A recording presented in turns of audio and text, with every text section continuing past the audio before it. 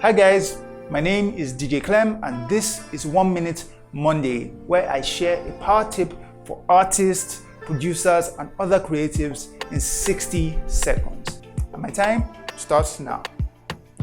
Mind your business. What does that mean? It simply means pay as much attention to the financial and the business side of your craft as you do to the creative side. Now, a lot of artists and creative people make the mistake of obsessing over their craft and how they do what they do, and they don't pay as much attention to the business side of things and how they can actually make money from their craft. And so you end up finding a lot of broke creatives. Nobody wants to be a broke creative. So if you're a music producer, make sure you have your publishing sorted. If you're an artist, make sure you have your publishing sorted.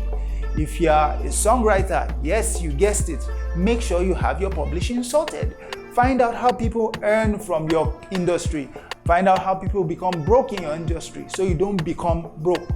Mind your business, and I'll see you on the next one.